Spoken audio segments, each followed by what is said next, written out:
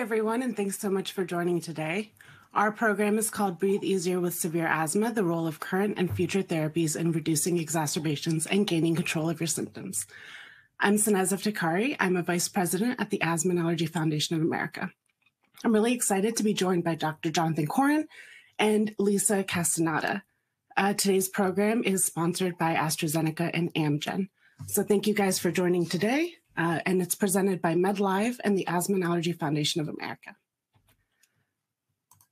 These are our disclosures for today. And then today's program is broken into 3 parts. So we're going to start with part 1, learning about asthma management. Part 2, we'll talk about the inflammatory changes that occur with asthma. And part 3, we'll finish with the current and emerging treatments for asthma. So during the program, we'll have a few audience polling questions. We really encourage you guys to participate in those. We'll also show some videos. And also, if you have any questions during the event, please make sure you fill them into the box underneath the video. And with that, we're going to get started with part 1, so making the best of asthma management. And Dr. Corin, I'm going to pass it over to you to get us started. Thank you so much. And it's really a pleasure to be here today and looking forward to a very interactive program. So one thing I think we have to recognize is that asthma is very much a chronic disease of the airways. And what we've realized through a lot of epidemiologic studies done over the past couple of decades is that at least 20 million adults in the United States suffer from this disease. And we can see on this slide that the death toll each year from this disease hovers around 4,000 patients. It has come down a little bit over the past few years, despite the increase in population. And that is one of our goals, to ensure that people do not have asthma that eventuates in some kind of a really, terrible event. But we have to also keep in mind that it's a disease that starts very early in life, and 6 million children have this. In some studies, it's been estimated that up to 20% of children at some time in their childhood, whether it be early childhood or mid-childhood, will have an episode of wheezing, usually after a viral infection. So this is something, again, extremely common. And if we look overall, the prevalence of this disease has continued to increase over the past few years. Now, what I think is very encouraging is that while asthma is not a curable condition, because it does represent the end product of the environment plus genetics, it is manageable. And with a lot of the wonderful new tools that we've developed over the past several years, we can really get the symptoms under control in the vast majority of patients. So again, something very, very hopeful about that. So what I'd like to do now is introduce Monique and Javin's story, digging into the issue of asthma diagnosis.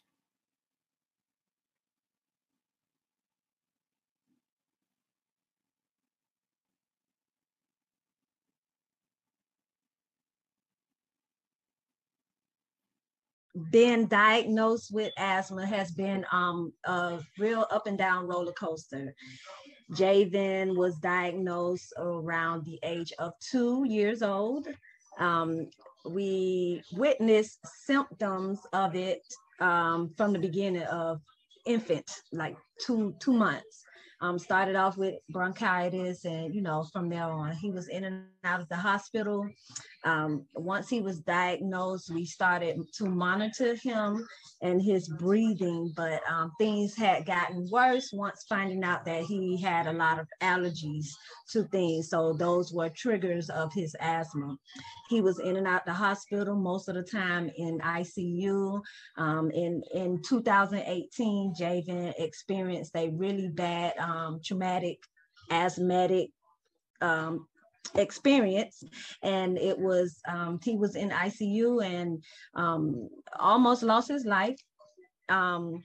That's when we decided to really try to find other ways to manage his asthma on a day-to-day basis. I know most of my asthma problems was mostly when I was young, so I don't really remember it like that, but I know it was affecting me. I mostly remember 2018 when it was worse because I kept coughing, heavy breathing. When I have asthma, I just want to lay in bed and I just be so sick, and it's honestly the worst. I dislike it a lot.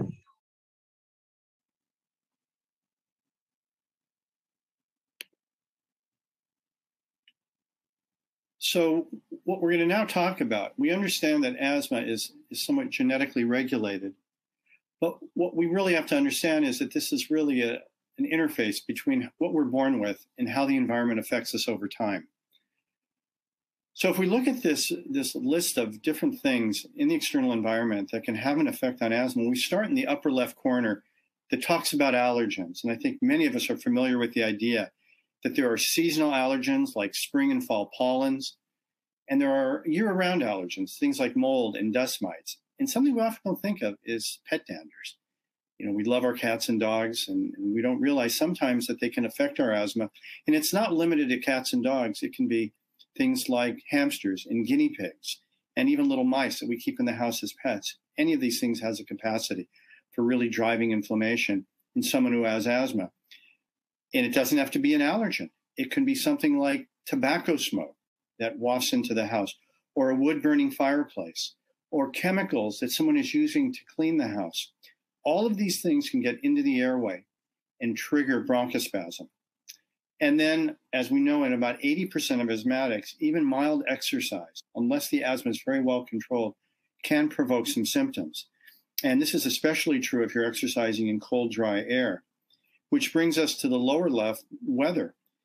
Changes in barometric pressure, very humid weather, which we've been having a lot in Los Angeles recently, or very, very dry weather, which places like Palm Springs and the Rocky Mountains, experience on a frequent basis. Something, again, that we often don't think about automatically are medications, particularly aspirin and nonsteroidal anti-inflammatories like ibuprofen, where simply taking one pill can provoke severe bronchospasm. Most of the people with this do suffer from nasal polyps. And also we have to think about beta blockers that we take for hypertension. And then I'm going to end with something, again, whether it be a positive emotion like happiness and laughter, or something like anger with crying and intense sadness and depression. These can have a very powerful effect on how a patient experiences asthma. Underneath all of this, and we can see this at the bottom, are things that we have chronically, whether it be sinus infections or increased body weight or food reactions or things like sleep apnea that are very, very common, may all have an effect on the tone of the asthma. So there's a lot to think about when we look at the environment and look at ourselves in respect to the severity of asthma. So getting back to the basics, what are the symptoms? And there are cardinal symptoms that we always think about: shortness of breath, chest tightness, wheezing and coughing. These can be variable in different patients and different groups of patients. For example, if you're over 65, the most common symptom of asthma may just be shortness of breath. And if you look at a child, 4 or 5 years of age, coughing may be the biggest thing. And it's often called wheezy bronchitis or just bronchitis, when in fact what the child suffers from is asthma. And all of this can add up to very, very bad problems with sleep. And sometimes the child or adult isn't even aware that it's the asthma keeping them awake at night.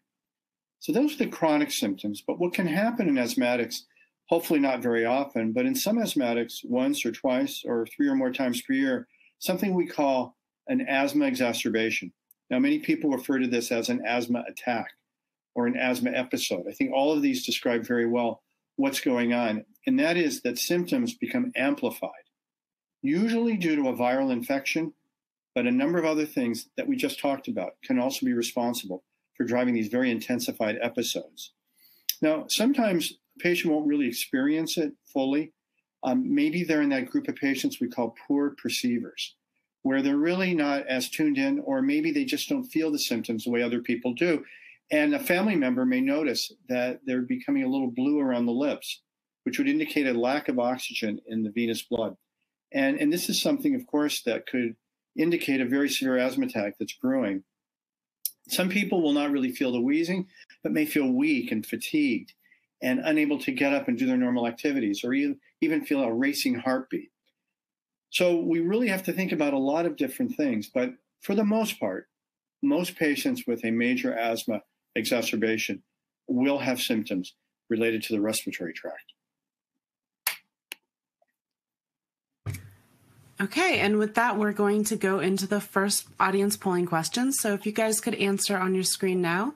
The question is, which of the following best describes severe uncontrolled asthma? So the options are there, A through E. And while you guys fill that out, I'm going to bring in Lisa. Lisa, tell me a little bit about your experience with control and severity when it comes to asthma. So I've had asthma since childhood. Initially, it was really easy to control. I would just take an inhaler when I would get a viral infection or when I'd go out to exercise. But as I got older, it became a little bit more difficult to control. I started on a low dose controlling medication. But now it's gotten to the point where I'm struggling with my symptoms despite taking 3 high dose medications. And you know that story is something we hear pretty often. So the correct answer here is A. So severe uncontrolled asthma is asthma that shows symptoms when on high doses of medicines that may include an oral corticosteroid like prednisone. So moving on, let's talk a little bit more about severe uncontrolled asthma. I'm going to pass it back over to Dr. Corin for that. Thank you, Sanaz. So I think it's important to understand the definitions that we're going to be using throughout today's talk. And I think perhaps the most important term is, what is severe uncontrolled asthma? And typically, these would be asthma symptoms that are not controlled, despite avoiding the triggers known to create the disease, as well as the use of asthma medications at maximal doses. And this would include high doses of inhaled steroids, of inhaled long-acting beta agonists, which we'll be talking about later, as well as long-acting muscarinic antagonists, or LAMAs. And when we look across the United States and even across the ocean to Europe and other places, typically about 5% of adults with asthma will have severe uncontrolled asthma, no matter what they do to try and control the disease. So one of the things that we can do is use verified, validated tests that try to objectively describe how asthma is doing. And one of the things that we can use is called an asthma control test. You can see that there are 5 different questions that relate over the past days or weeks that really give us an idea of whether asthma is controlled, depending on how the patient answers. And what's good about tests like this is it gives you a number, and that number correlates with large groups of patients that have been surveyed and tells us whether it is well controlled, sort of partially controlled, or really very poorly controlled. And with this particular test, the ACT, we call it, greater than 19 would be well controlled, less than or equal to 19 would be really not controlled, and then less than or equal to 15 is very poorly controlled. So by doing something simple like this, we can get an idea of how our asthma is doing. And a good follow-up to that, Dr. Corin, is I know it can get confusing for some patients, like if you're going to try to use the ACT, but how do you really understand if your asthma is controlled or not? One good trick is to just keep in mind the number 2, right? So if you have, and this correlates with the ACT that Dr. Corin just went through, but if you have asthma symptoms more than twice a week, or if you're using your quick relief medicine or maybe your albuterol more than 2 times a week, or if you're waking up from asthma symptoms more than 2 times a month, or if you're using oral corticosteroids like prednisone, again, to treat your asthma 2 times or more per year, these might be signs that your asthma is not well controlled. Additionally, if you feel your activity is limited, that's another sign that your asthma might be poorly controlled. So these are just good tricks. Dr. Corin went over some validated measures like the asthma control test, but just keep in mind, if you're seeing some of these more than 2 times a week, month, or year, they might be kind of clues that you can start talking to your doctor about it. All right, so what can you do to help control your asthma? Well, in a lot of cases, your asthma might be triggered by certain things, right? So they might be triggered by pollen, by dust, by allergens, by pet dander, pests, mold, whatever it might be. And so a really good place to start is looking at these triggers in your home, in your school, in your workplace, and seeing how can you identify them? How can you figure out, like, what are the strategies to reduce your exposure to them? So the Asthma and Allergy Foundation of America does offer a pretty good home checklist, and you can start there. Just run through, like, where are the exposures in my home? Where can I take the strategies to reduce these exposures? And these might help control your asthma over the long term. Another great tool is something called an asthma action plan. So what you guys will see on the screen is an example of an asthma action plan. And what this document does is you create this with your doctor, your nurse, or your health professional team, and it tells you what to do in the event that you're in the green, yellow, or red zone. So what medications do you take? What are the symptoms or signs that tell you you're in these zones? And so this really does help make sure that you stay on top of your treatment plan and make sure your asthma is controlled long term. And I'm going to ask Lisa here, have you had an asthma action plan, or do you find these helpful for people who are living with asthma? I have had an asthma action plan. I've had asthma for over 20 years, and it's grown with me. It was applicable when I had mild asthma, and it's even applicable now with severe asthma. And what's nice is because it incorporates peak flows, I have a very concrete way of knowing how I'm breathing and knowing what steps to take to proactively keep asthma symptoms from worsening. Yeah, and on the screen in this example of an asthma action plan that you see, those little circles there that say peak flow from blank to blank, this is where you and your doctor can actually work if you use a peak flow meter to fill in what your levels are so that you know what levels of peak flow make you in the green, yellow, or red zone. And so this is a really a good personalized tool to help use to make sure that you're controlling asthma. And it's something that can be changed over time, Lisa, like you mentioned as well. We're going to jump into the next polling question. So we'd love to hear a little bit about how would you rate the level of your asthma control? And let's talk about just even currently. So the first option is A, very good or well-controlled asthma. If you feel your asthma is well-controlled, pick A. B is good. C is acceptable but could be better. D is poor. E is very poorly controlled asthma. Or F is, if not applicable, you don't have asthma. So Lisa, I'd love to hear a little bit about how you would rate your level of asthma control.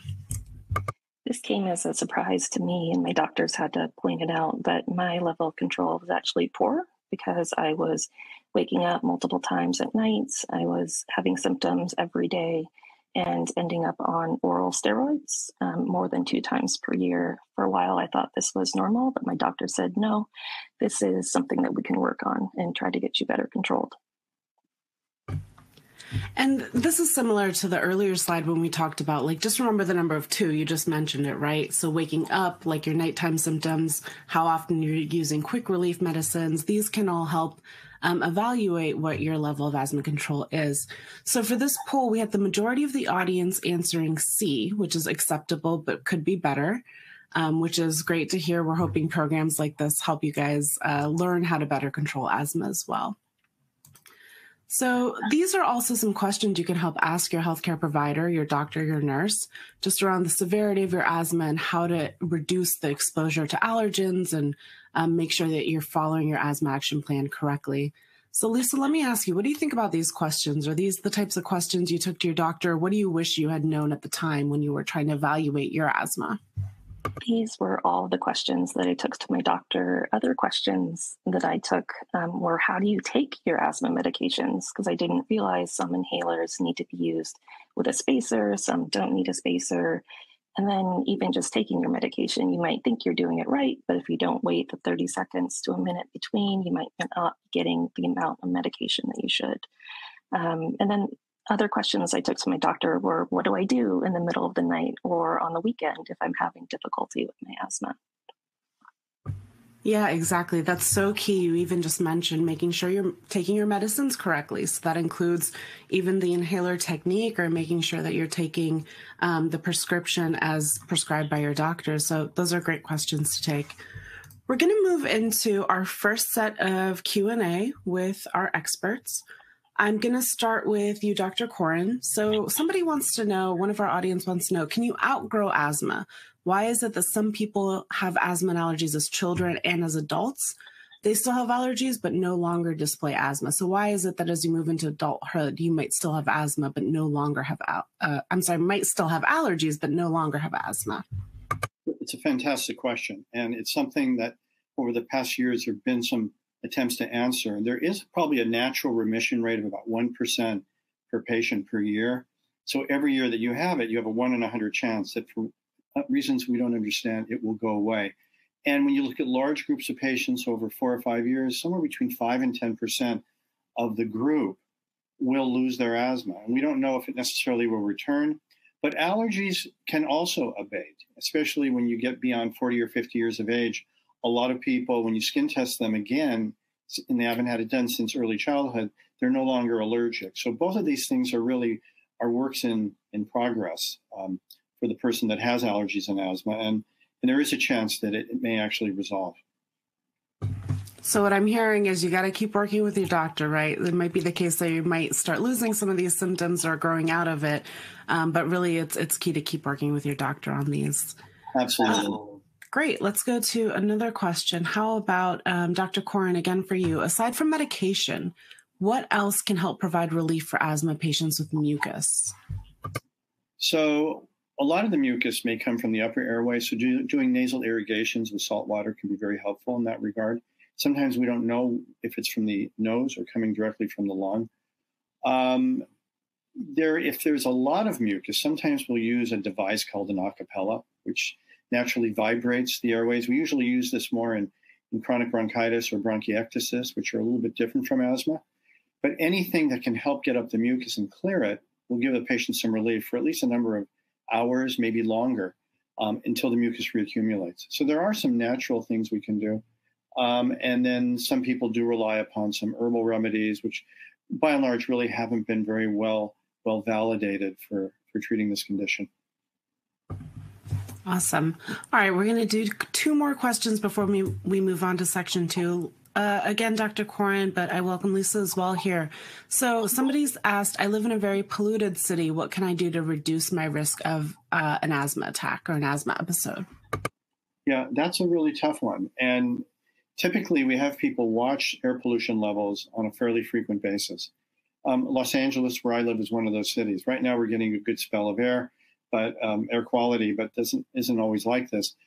Keeping the window shut during periods of intense pollution, especially if it's hot, which makes it even worse, and using an indoor HEPA filter. There are a number of brands available. They're high efficiency particulate air cleaners, which can be purchased at stores or online. And they do a very good job at cleaning the air, about 98% pickup of small particles. So that's something we frequently use in our patients. And then trying to go outside, get your outdoor exercise and your outdoor activities when it's cooler and maybe pollution levels have dropped considerably.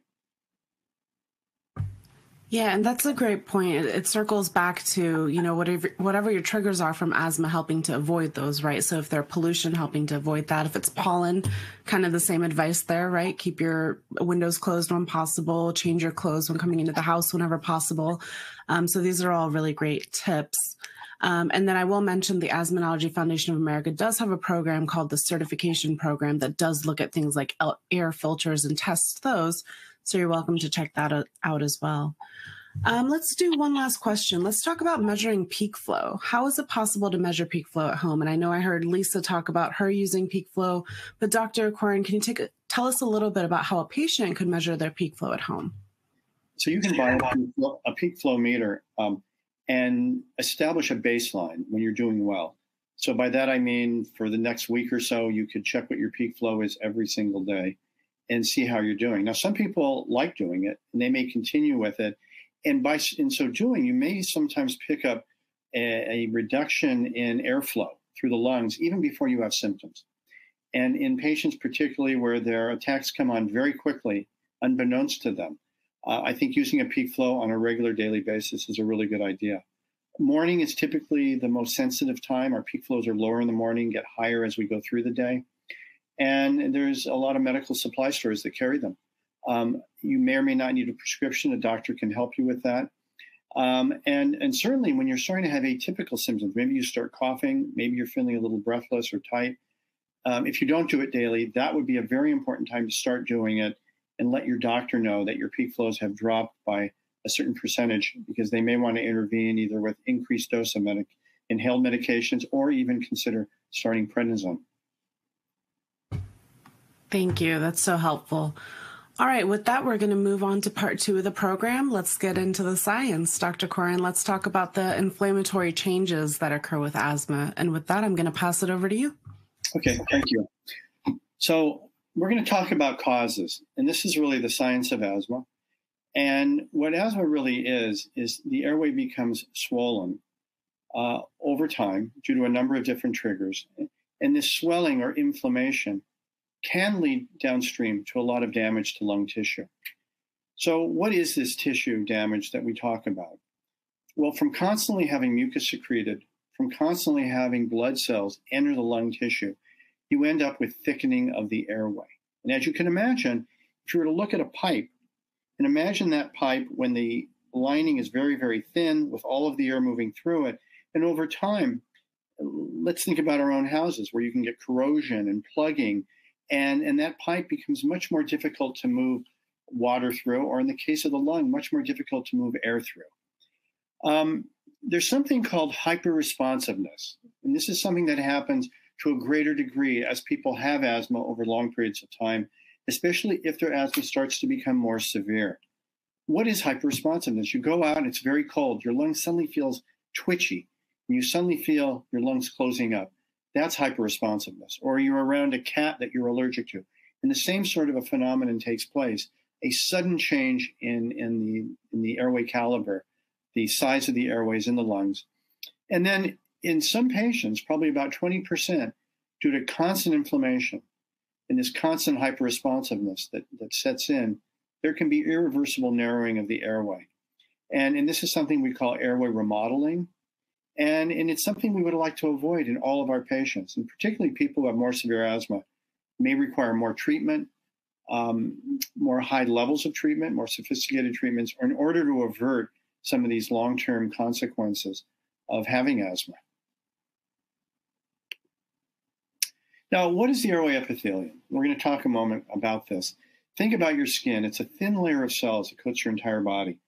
Epithelium also covers the eyes. It covers the lining of the nose, the lining of the lung, even your gastrointestinal tract. All of this is epithelium. So what we know is that this is the barrier that separates us, our organism, from the exterior environment. So it's a very important thing to keep us separated. And what happens is that epithelium, however, can mediate immune events. What I mean by that is if an allergen were to touch the lining of the lung, it sets off a cascade of immune events that ultimately ends up in having an allergic reaction and then later inflammation. So this is really where inflammation starts, very, very high up in the body or in this cascade. And this is where structural changes may occur. So what happens if your lungs are constantly bombarded by viruses and air pollutants and allergens? We touched on this in the last slide. The lining of the lung starts to become irreversibly thicker or remodeled. And this is why it's very, very important that we acknowledge the role of the epithelium and how our epithelium is exposed to so many things that might change the level of inflammation in the body. So something that's very new and I think is very exciting, and all of you are going to be reading about this, and this is a chemical in the body called an alarmin. So an alarmin sounds pretty serious. It sounds like there's an alarm bell going off, and that is exactly what happens when the epithelium, and we can see it in this diagram, is exposed to allergens that you're allergic to air pollutants of a variety of types, and to infection. Chemicals are released from that epithelial layer, or that surface layer of the lung. And these particular chemicals, which go by the name of alarmins, consist of either TSLP, IL-33, or IL-25. These are not that important to remember, just to keep in mind that these three particular chemicals come out when the epithelium becomes triggered. So now we understand that if we were to identify what part of the lung is really responsible for starting the asthmatic process, it is the epithelium of the lung. Now, we've talked about this first layer of where the inflammation starts. What does the inflammation really consist of? So we know asthma has inflammation, and we've been able to identify three different types. And I think it's important to have sort of a basic understanding of this, because when you do have asthma and your asthma may be progressing, you may go to the doctor and they may say, we're going to do some tests to identify what kind of asthma do you have. And we acknowledge that really there are three different types. There are those people who have allergic asthma. They do skin tests, shows they're positive to things like dust mites and cat dander and pollen.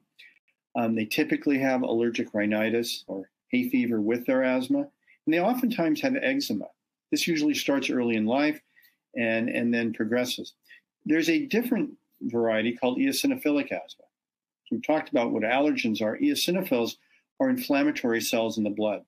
So when you go to your doctor and you get a complete blood count with a differential, it tells you what type of white blood cells are present.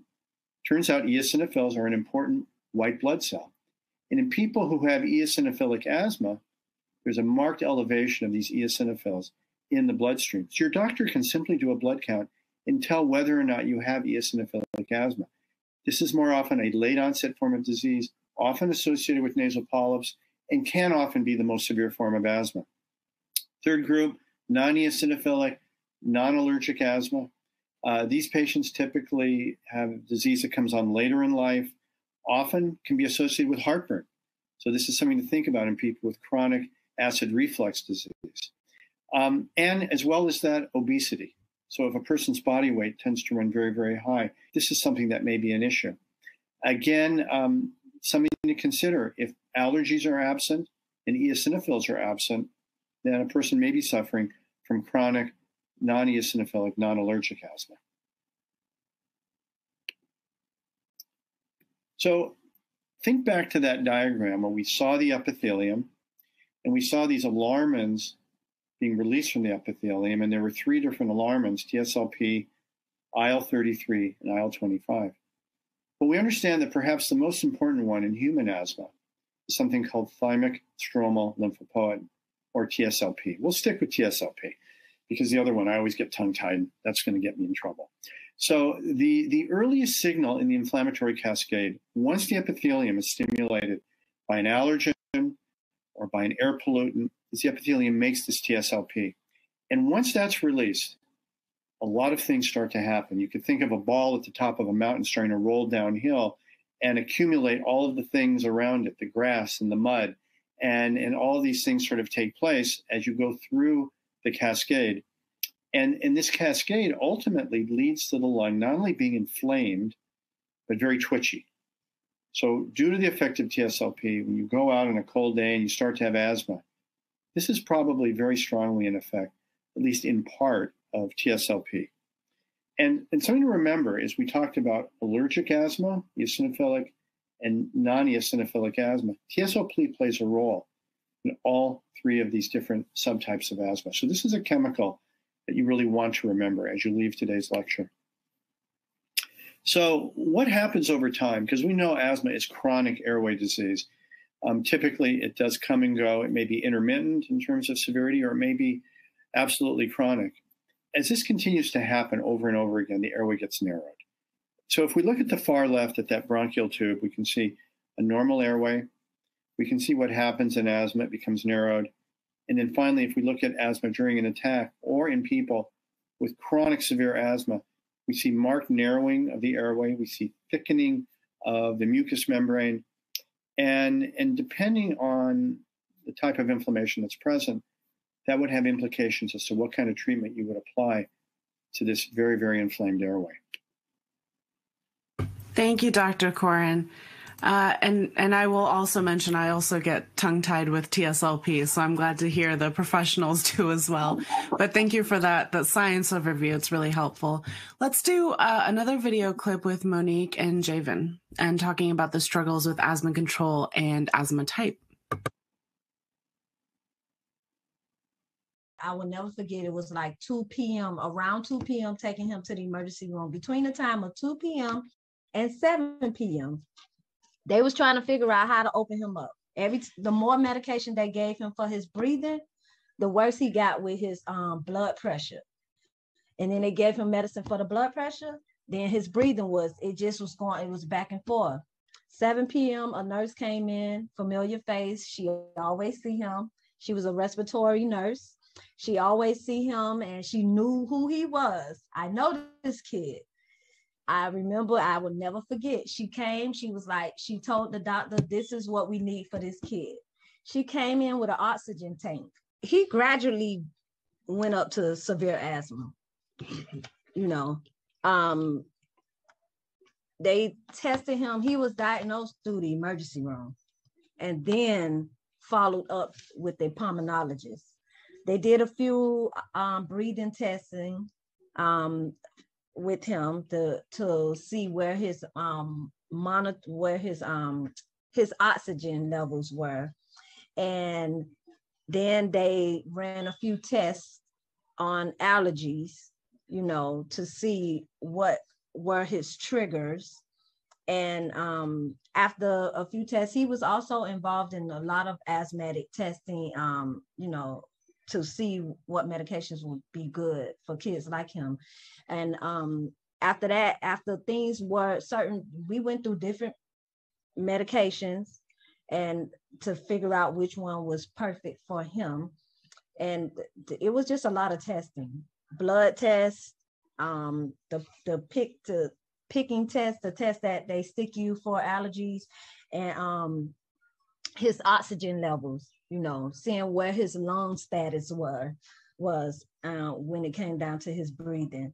So after that, a few years from when he was diagnosed at 2 to about a few years, that's when about 4 or 5, that's when he was really diagnosed with severe asthma.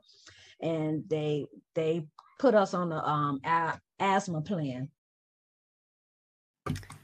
So you heard from Monique and Javen a little bit about a lot of testing that she and her son have done, but let's talk about similarly tools to monitor asthma over a long period of time. So we've talked a little bit about things like an asthma action plan, and other tools that you can use are quizzes such as the asthma severity quiz from CHEST, and the link is there on the screen.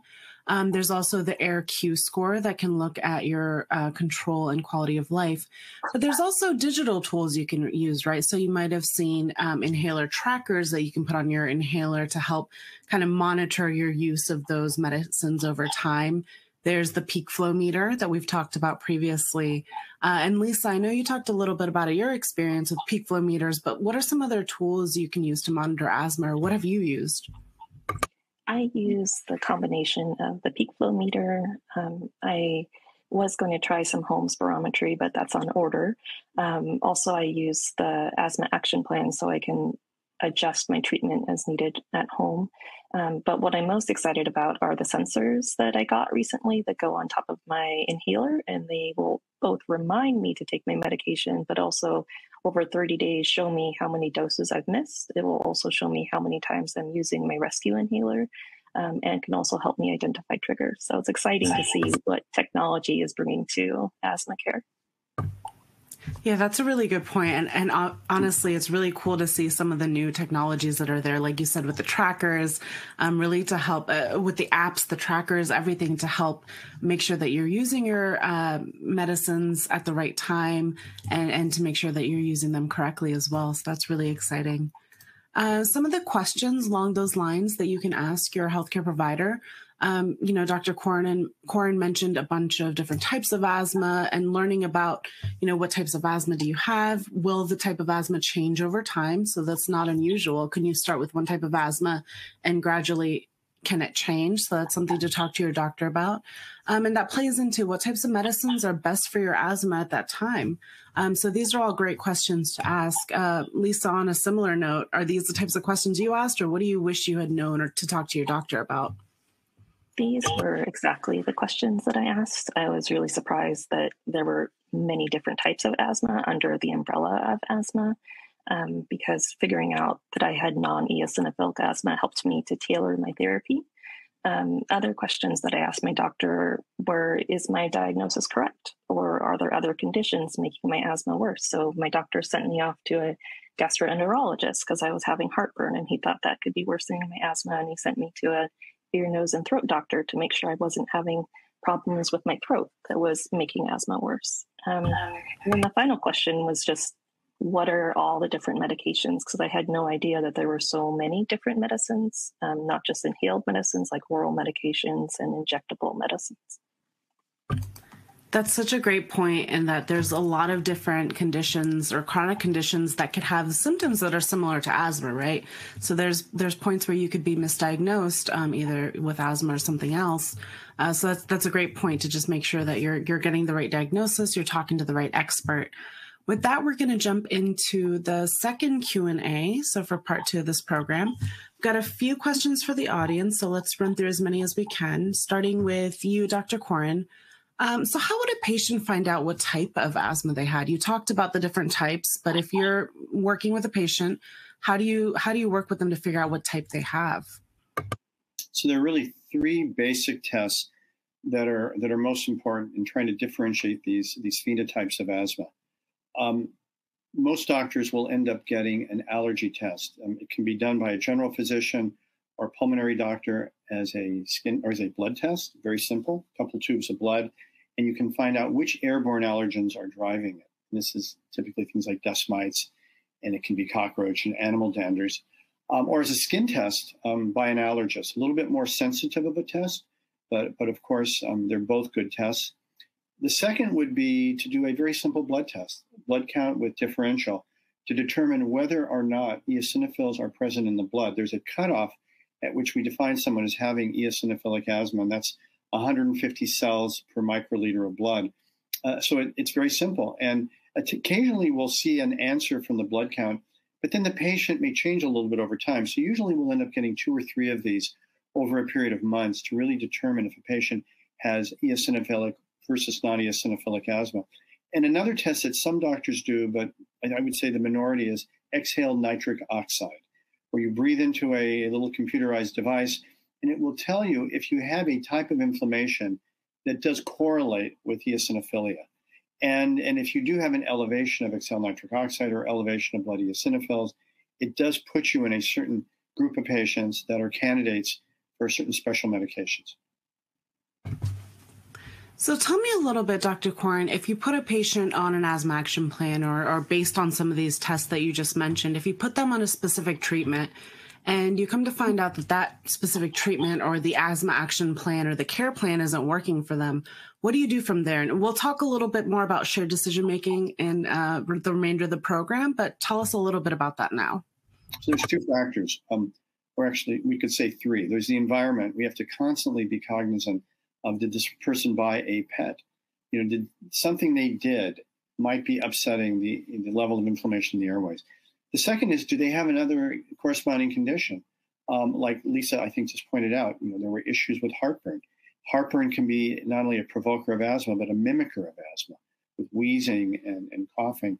So there's that. And then the third is sometimes neither of those things is present. It's not being driven by allergen or some other condition the patient suffers from. It may strictly be the asthma is escalating due to factors we don't understand, and we have to keep up with it. And this may mean going from a low to a medium to a high dose of some inhaled steroid and adding a long-acting bronchodilator. So you have a combo agent. There's many drugs like that. Or even adding a third inhaled agent. When we've added a third inhaled agent, we're still not controlling the asthma. Then we have to start thinking about what is the subtype of asthma? And are we really going to have to consider using some injectable treatment? And Dr. Koren, you mentioned, with some patients, you might have to just go through a few different kind of trial and error with different asthma management plans. And Lisa, I'm going to come over to you.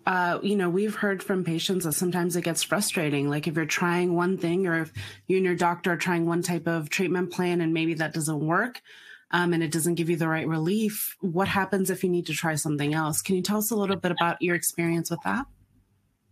Sometimes I've noticed that you won't find the right medication regimen right away, that you may have to try different medications. One thing that I noticed was it was difficult for me to take the dry powdered inhalers. So when I moved to the mists and then even nebulized medications, so kind of looking at your treatment, looking at the environment, like Dr. Koren said. And one thing that I even did was going to get a second opinion from an asthma and allergy specialist about my asthma and why I wasn't getting better. And they were able to confirm the diagnosis and put me on a better track to finding the right treatment.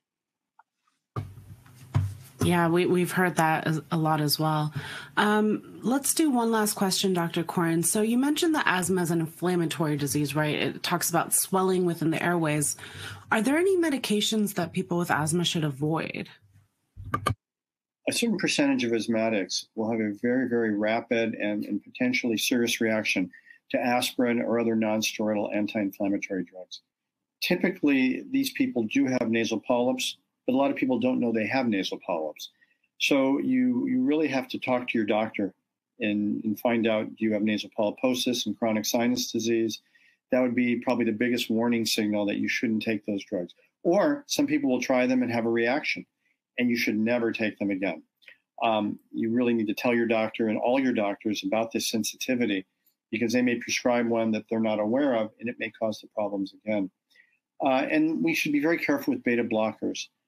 They tend to have an effect on asthma. There's been a lot of controversy about this, but typically I look for another drug in somebody, particularly with very severe or uncontrolled asthma, before prescribing a beta blocker, a drug like propranolol, for instance, and try to find some other medication to control their blood pressure. All right. Thank you, Dr. Korn. So with that, we're going to wrap up with part 3. We've talked about the asthma control. We've talked about the science of asthma and the inflammation. Let's go into the current and emerging treatments. So with that, I believe I'm going to pass it right back over to the doctor to talk about the treatments.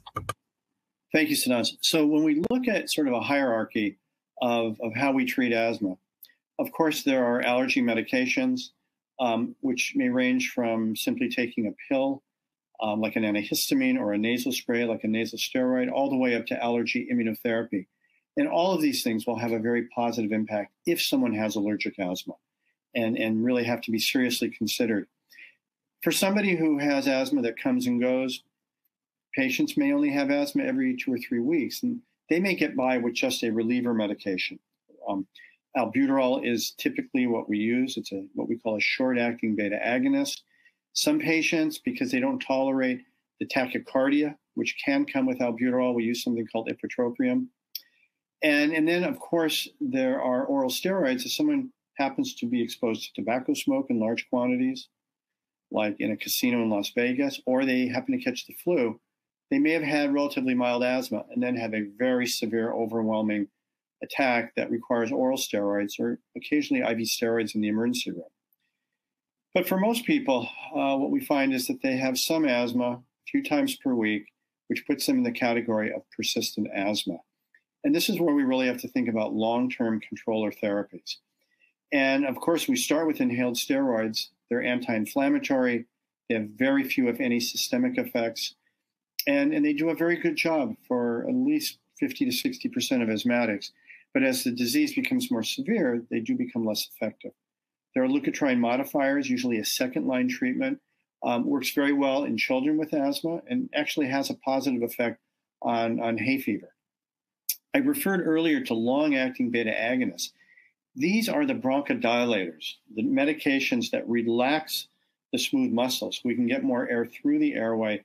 And this is usually paired with an inhaled steroid. Never should you take a long-acting beta agonist by itself.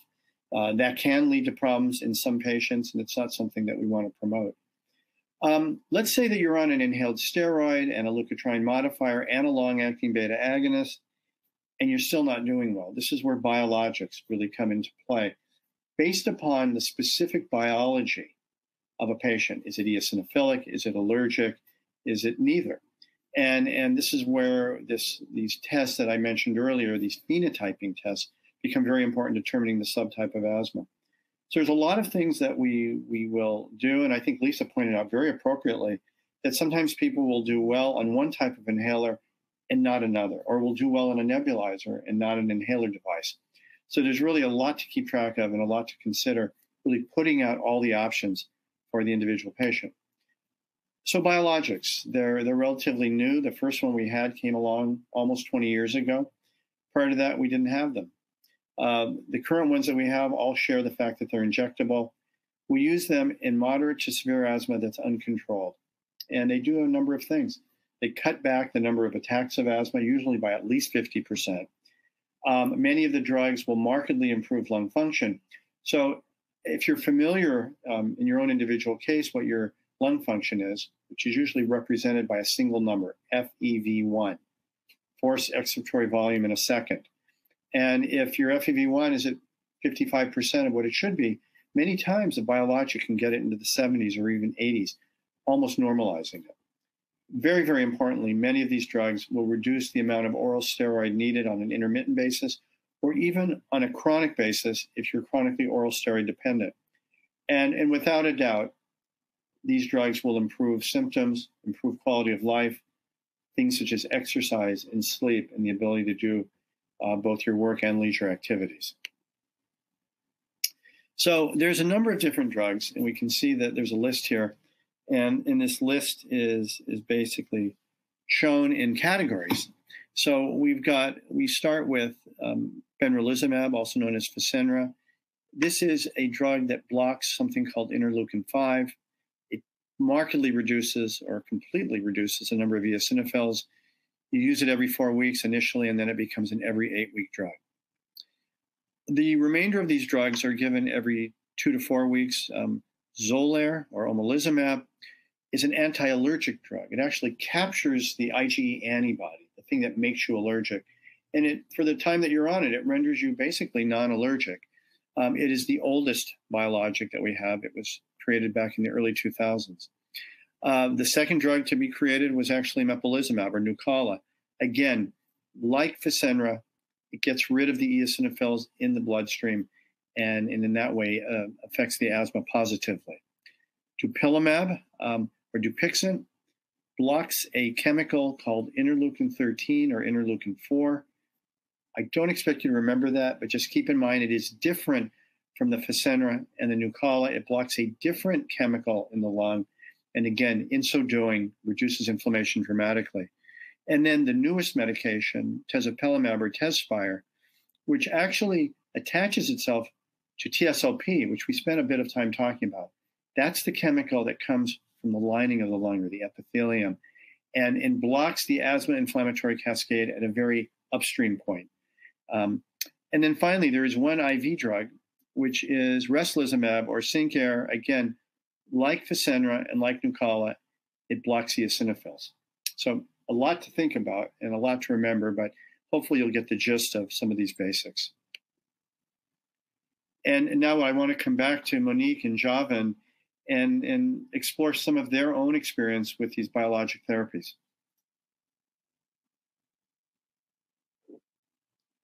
The biologic treatment that he received was presented to us during the time of him having the big ICU incident with his asthma. They did tell us that he had to be tested first to see if it matched him to be on it. They told us about how it would help maintain. Before 2018, he was in the emergency room at least minimum 4 times a year. Before 2018. After 2018, when we decided, the pulmonologists happened to, they got down on his asthma. After 2018, Javen has been in the emergency room from 2018 to now, maybe 3 times. Not a year, just total. 3 times for his asthma.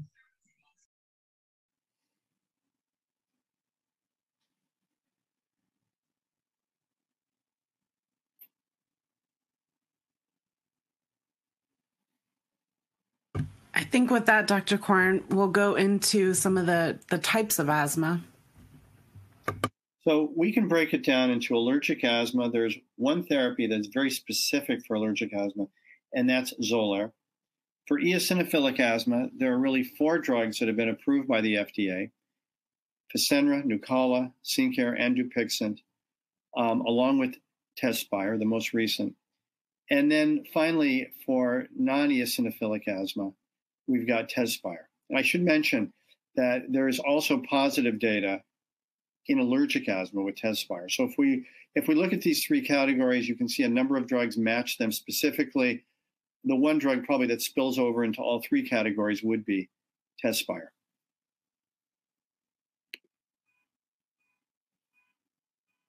So a question people often ask is, should I be taking one of these biologic therapies for my asthma? And some of the questions are, have you been diagnosed with severe asthma? That's one factor. Secondly, do you still have symptoms despite the use of standard of care inhaled therapies? And then finally, are your symptoms really poorly controlled despite taking all of these standard of care therapies with wheezing and coughing, waking up at night, having to take your reliever on a daily basis, sometimes multiple times per day? And then particularly 2 things that are very onerous: having to go to the hospital or emergency room because of your asthma, like unfortunately Javan did for a number of years, or you chronically need oral steroids either for exacerbations or for prolonged periods of time to control your asthmatic symptoms. So one of the questions again is, will I be able to stop using my inhalers or cut back once I begin a biologic? The general consensus now is to continue taking all of your asthma inhalers. They may be reduced over time, but you should never make that move without consulting your doctor.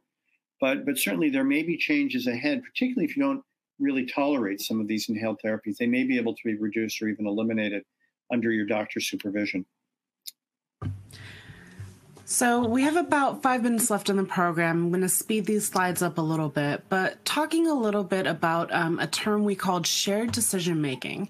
So essentially, if you look at the slide, the middle of the slide is your goals and preferences. So you as a person with asthma, or whether you're caring for a child with asthma, it's really your goals and preferences that need to be at the center of decision making when it comes to treatments. And you can work with your doctor to assess the different treatments that you guys are trying, review the response to those treatments, and adjust as needed, and just, keep going to make sure that you're getting on the right asthma management plan that works for you and your loved ones. Lisa, tell me a little bit about your experience just with this kind of circular, assessing, reviewing, and adjusting model. My experience was initially I was afraid to speak up. My doctors had been prescribing multiple inhalers and inhalers that had to be taken multiple times per day, and that's difficult when you're trying to keep up with 3 boys and work. But when I did speak up, they were all on board with trying to find an asthma therapy that would work better with my life. And I didn't know, but there were medications that can be taken once a day, or there were medications that combine 3 drugs into one. So there are options. You just need to make your voice heard and to feel empowered to speak up. That's a great point. So make sure you're communicating. Let's just leave it as just make sure you're talking with your team, your healthcare team, and make sure you're communicating your preferences and your goals. Let's go into what I believe might be our last polling question. So we'd love to hear whether you or yourself or your loved one are currently taking a biologic for your severe asthma. So option A is yes, option B is no, C is that you're not, but you're intending to talk to your doctor about it. D is that you don't qualify for biologic treatment at this time, and E is not applicable. So Lisa, tell us a little bit about your experience with biologics for asthma. I know Dr. Corin mentioned the 6 that are available right now for asthma. Tell us about your experience. I've actually tried 2 biologics. The first one I tried several years ago. It worked. I was able to get off of oral steroids, but was still having exacerbations and ending up in the hospital. So I recently started another biologic, which is tailored to my type of asthma. And so far, so good. So I'm hopeful. That's great to hear. Well, here's to it going well. So some questions to ask if you're considering a biologic. Ask your doctor what the benefits are, what the risks are, how long you'll need to take those biologics. There are, as we mentioned, 6 different biologics for asthma available for moderate to severe asthma. So talk through, which one's right for you, whether or not you need to take certain asthma medications as you move along. So these are all great questions to ask. Lisa, anything to add to this? I know you mentioned a little bit about your experience with biologics, but anything to add here?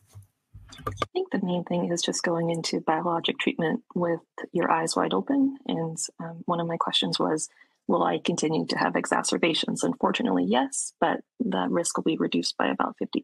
So just know what you're getting into. That's great. And I think that circles back to just make sure you're communicating what your expectations and everything are. And moving over, and I was wrong, we actually have one more poll. So let's talk a little bit about if there are any hesitancies to starting a treatment with a biologic. What are your hesitancies aside from cost? So option A is that you're not hesitant. You plan to talk to your doctor about which biologic is best for you. Option B is that you're concerned about potential side effects. Option C is that you might not like injections or shots. Option D is that your doctor hasn't talked to you yet about biologic therapies. Option E is that you don't think you qualify for a treatment with biologic. And option F is not applicable. You're already receiving a biologic. And we'll give it just a second. Feel free to put in your answers there.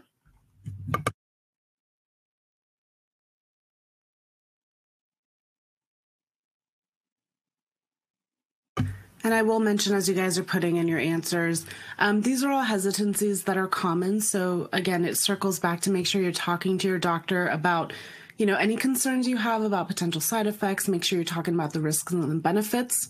And these are great questions to take to your doctor. For the poll, the majority of the audience is answering E. They're not currently qualifying for treatment with a biologic. So these are great questions to keep taking to your healthcare professional as well. So closing out by where can you find support? So the Asthma and Allergy Foundation of America offers an online community. You can join at AAFA.org/community. This is a moderated area where we have our nonprofit staff really moderating the conversations that are happening. You can learn from others who have gone through similar experiences. You can ask questions of our nonprofit staff as well. So this is a really great area. It's a free resource. We really encourage you to test it out as well. We're going to close out with just a couple of Q&A. I know we're a little over time, but Dr. Corin and Lisa, I'm hoping you can stick around for maybe one or two more questions. So let's start with you, Dr. Corin. How would somebody know if they qualify for one of the biologic agents that you talked about? You mentioned 6 of them. So how would somebody know if they qualify? So the first thing is, do you have uncontrolled asthma? Despite taking a high dose of an inhaled steroid, if that's allowable in your case, in combination with another drug like a long-acting beta agonist or even a third inhaler. If it's still uncontrolled with persistent symptoms, bothersome symptoms, and exacerbations, and typically we look for a couple or more per year that require steroids as really being something we want to eliminate, if at all, entirely, or at least reduce, then you're in a category. The next step is to do what we call biomarkers. This would be the allergy testing, if your doctor deems it appropriate, a blood test for eosinophils, and perhaps the inclusion of an exhaled nitric oxide analysis. From those tests, you're going to be able to see which of the biologics might be the best match for you. But I can tell you right now, if you have uncontrolled asthma, there is a biologic, no matter which of these 3 categories you fit into, there is a biologic that can make a marked improvement in your disease. That's really great. And kind of on a similar note, I mean, you mentioned the 3 categories. Can you tell us a little bit about how does Tezzy, you had it going across the spectrum at the bottom, how does it differentiate from the other biologics? So it covered all 3 categories. Why is that the case? It's a very interesting drug. It actually reduces the ability to become allergic, very, very high in the cascade. But once an allergic reaction does take place, it reduces the chemicals the body makes in response to ongoing allergic reactions. It does the exact same thing for people that have viral infections, so that when somebody is infected, there are a number of different chemicals the body makes that lead to inflammation. And this is markedly reduced through the actions of Tezspire. And then finally, you might have biomarkers that don't show eosinophils, don't show allergy, and up until now, there was really no option for that particular patient. Tezspire does work in that group as well. So no matter what you're discovered to be with eosinophils and allergy, or none of the above, Tezspire has been shown to be effective in all 3 of those groups, along with other drugs which have a more targeted action. All right, so I'm going to combine the next 2 questions into one. Tell me a little bit, are there biologic therapies available for children under 10 years old? And then can you tell us about whether or not people who take a biologic for asthma can take them with their regular inhaler or their daily inhalers? Yeah, this is a very fortunate time for pediatricians. Nucala, Dupixent, and Xolair are all approved in children under the age of 12. It's very important that when you start a biologic, you're not sure how effective it's going to be in that particular case. So you want to continue all your current therapies. So they're probably having some meaningful effect. And then once 3 or 4 months kicks in and you're starting to see hopefully profound benefits, your doctor will decide whether things can be reduced or in some cases even stopped completely. Okay, awesome. I think we have one more. I'm going to squeeze it in, Dr. Corin. What side effects should people be looking for with some of these new treatments? The biologics are amazingly effective and at the same time incredibly safe. So we're very fortunate. We know that with some other diseases like rheumatoid arthritis and other rheumatologic conditions, the biologics can have some side effects. But this group of 6 medications that we've been using are very, very safe. With Xolair, very rarely there's something called anaphylaxis. People can have a systemic reaction. That's very rare, and that's why with Xolair, people have to take the drug in the doctor's office. But with the other medications, after a couple of tries in the office, we have the patients take them at home in many cases, but not all. And we really look forward to improved health with really no risks that are appreciable. So what I'm hearing is folks who think they might be eligible or a good candidate for these biologics to have that conversation, think about the risks and the benefits, and talk about those with their physician, and then go from there, because there are opportunities or options that are safe and effective. But that's really great. And I think with that, I know we're a few minutes over, so we're going to go ahead and close out the program. I want to thank Dr. Corin and Lisa for joining us today. Again, this program is brought to you by Medlive and the Asthma and Allergy Foundation of America. We're so excited you guys joined us today. Make sure you complete the post-program survey. And one of the things I forgot to mention in the beginning is that there are some resources in the event resources section under the video, so make sure you check those out.